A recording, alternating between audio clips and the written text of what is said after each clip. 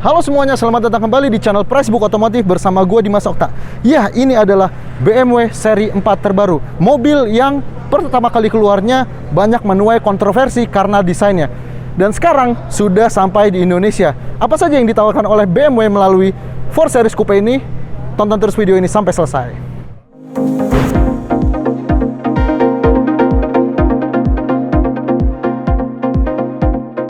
Pertama, kita mulai dari desain depannya dulu yang penuh dengan kontroversi. Kalau kita mulai dari lampunya dulu, ini lampunya itu sangat keren karena dia sudah menggunakan BMW laser dengan DRL yang membentuk 1, 2, 3, 4, 5 persegi 5 seperti ini, dan ada 2 tumpuk ciri khas BMW dari dulu yang makin kesini makin modern. Ini terlihat sangat keren. Kemudian dia di sini menggunakan plastik hitam ya untuk bumpernya, namun ini glossy yang membuat dia tuh terlihat lebih klasik gitu, dan fog lamp yang ada di bawah juga berbentuk LED. Nah, kemudian sekarang kita berbicara soal grillnya yang mirip-mirip dengan mobil Italia. Ini kalau kami ingat itu mirip dengan Alfa Romeo Quadrifoglio ya. Namun biasanya mobil Jerman itu jarang sekali melakukan eksperimen seperti ini, dan sekarang mobil ini terlihat seperti topengnya Scream ya. Mulutnya Scream tuh yang membentuk O gitu.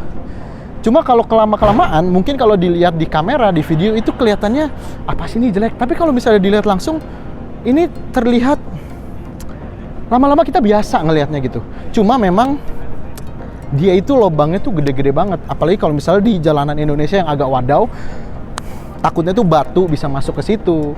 Nah, untuk bagian velg dan ban, di 430i Convertible ini dia menggunakan velg 5-spoke yang terlihat lebih sporty dengan ban Pirelli P Zero ukuran 225/40 R19. Dan yang lebih spesial lagi, dia menggunakan rem dari M Sport dengan warna merah yang sangat ngejreng dan kontras dengan warna velgnya. Ya, depan belakang ventilated disc M Sport disc brake.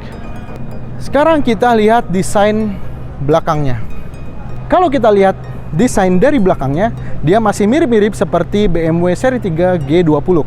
Dan di belakang sini dia memiliki sensor total 6 buah dan di depan juga 6 buah. Jadi total mobil ini memiliki 12 sensor parkir yang juga mendukung Active Park Distance Control milik BMW. Nah, bagaimana cara membukanya? Harusnya sini bisa dibuka secara contactless. Namun kayaknya di sini, nah, dia bisa dibuka secara sensor tendang. Namun untuk nutupnya, ya dia biasa menggunakan otot. Oke, kita dari tadi belum ngomongin mesinnya. Hal yang harusnya dibicarakan paling awal di sebuah BMW. Sekarang kita lihat mesinnya. Kalau kita ngomongin sebuah BMW, nggak lengkap kalau kita nggak ngomongin apa yang ada di bawah kap mesin sini. Ini adalah mesin B48 2000 cc Twin Power Turbo dengan tenaga 258 horsepower dan torsi 400 Nm. Sayangnya, trim yang 440i itu nggak masuk ke sini karena dia menggunakan mesin B58 yang sama seperti Toyota Supra. Dan tenaga tersebut disalurkan ke dua roda belakang melalui transmisi ZF Automatic 8 percepatan Steptronic milik BMW. Sebelum kita masuk ke dalam, kita bahas dulu soal kuncinya. Dia bisa membuka atapnya melalui kunci ini. Tinggal tekan tombol unlock. Selama 18 detik, dia akan terbuka secara otomatis.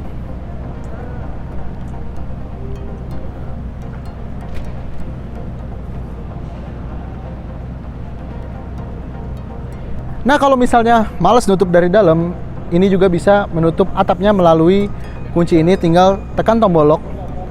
Selama 18 detik dia akan menutup atapnya secara otomatis.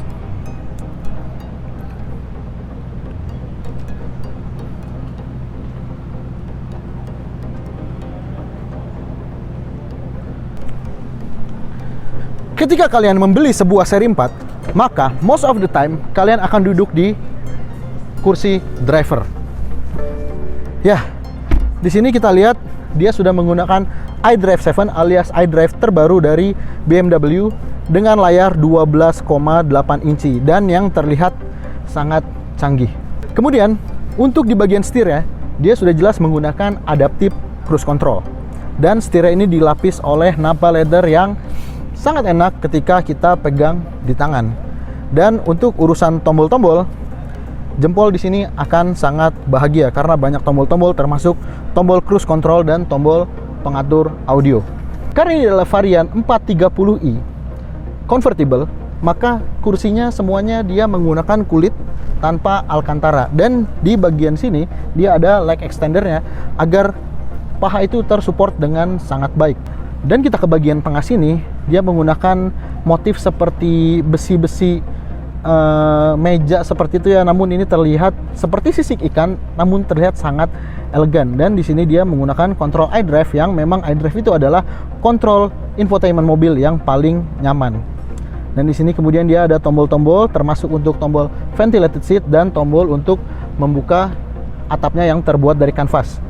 Lalu kemudian di depan dia ada cup holder dan dia masih ada USB port A dan juga ada power outlet di sini dan juga ada wireless charger. Ya, karena BMW tahu pasti kebanyakan konsumen mobil ini menggunakan ponsel yang sudah canggih dan memiliki teknologi wireless charger.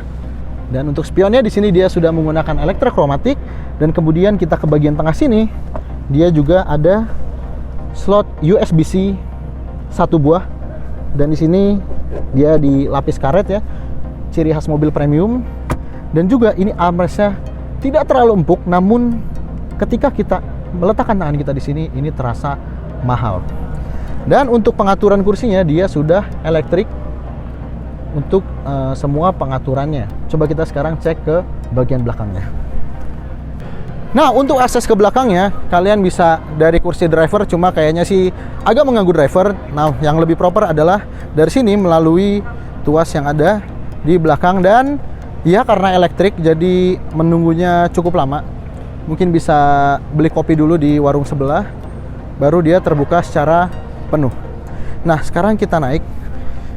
Ya, jika Anda membeli mobil ini, sepertinya Anda tidak akan pernah mau untuk duduk di sini. Ya, sekarang kita lihat bagaimana legroomnya untuk badan yang sebesar gua kayak gini. Iya, mentok. Ketika mentok, dia akan maju kembali. Dan ini rawan terjadi sengketa antara penumpang belakang dan penumpang depan.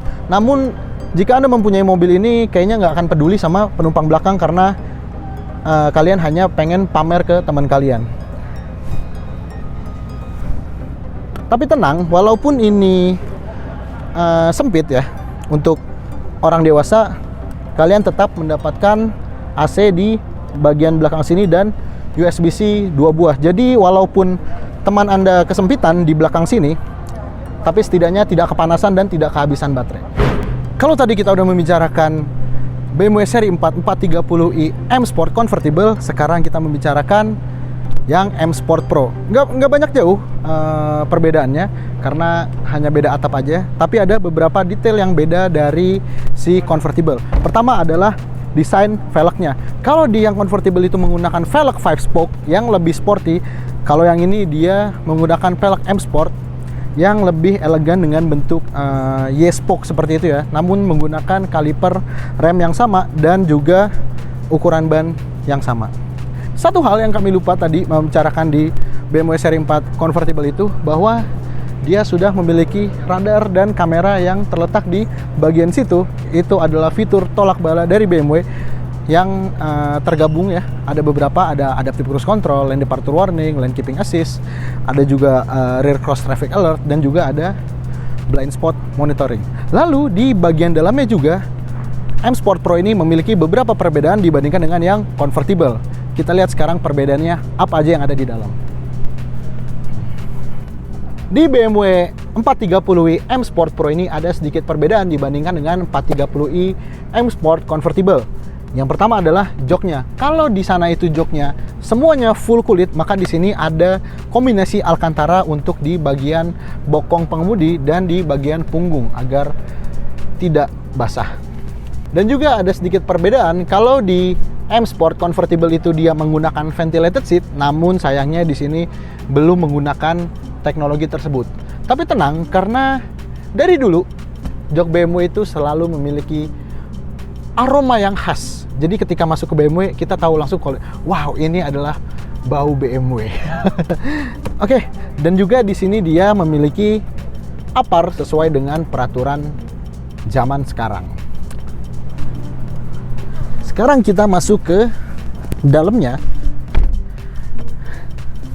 Dia yang jelas memiliki jok yang terasa lebih sporty karena untuk side supportnya ini dia itu lebih besar dan lebih memeluk pengemudi. Walaupun untuk ukuran badan seperti gua ini agak kekecilan sih ya. Emang bukan salah mobilnya, tapi salah badan gua kayaknya. Dan di sini dia semuanya memiliki fitur yang sama, namun bedanya dia memiliki sunroof karena dia bukan convertible, yang menciptakan kesan headroom yang sangat lega. Dan karena ini bukan convertible, maka kita akan coba juga duduk di belakangnya seperti apa jika kalian mau membawa teman kalian di belakang. Untuk duduk belakangnya dia samalah konfigurasinya. Untuk konfigurasinya sama, dia bisa menekan tuas yang ada di sini dan ini akan menutup secara elektrik. Dan di sini jika bisa melakukan advokasi ke penumpang depan, di sini mendapatkan ruang yang lumayan cukup lega dan ini cukup nyaman untuk orang dewasa. Surprisingly lebih nyaman dibandingkan yang convertible karena ini masih memiliki legroom yang lumayan dan kaki juga masih bisa bergerak. Ya, setidaknya ketika membawa manusia di belakang sini, manusia tersebut tidak tersiksa dengan sempitnya ruangan. Dan juga kalau misalnya di convertible itu di bagian tengah sini dia itu berbentuk cup holder, di sini berbentuk busa yang menciptakan kesan lebih luas karena di tengah sini juga nggak bisa didudukin karena di tengah itu ada gundukan untuk gardan ke belakang karena mobil ini rear wheel drive. Well, itu dia tadi first impression mengenai BMW 4 Series terbaru ini. Well, secara desain memang dia agak kontroversial karena biasanya mobil Jerman yang mengedepankan rasionalitas dalam desain kali ini mencoba-coba peruntungan mengambil desain-desain yang mirip seperti mobil Itali. Ya, mirip-mirip seperti Alfa Romeo lah. Tapi kalau kami ngeliatnya lebih mirip seperti topeng Scream. Tapi bagaimana menurut kalian desain 4 Series Coupe terbaru ini? Tulis di kolom komentar di bawah. Jangan lupa untuk like dan share video ini ke seluruh umat manusia. Subscribe channel Pricebook Otomotif. Nyalakan juga loncengnya agar tidak kelewatan setiap ada video baru. Gue Dimas Okta pamit. Sampai jumpa di video selanjutnya.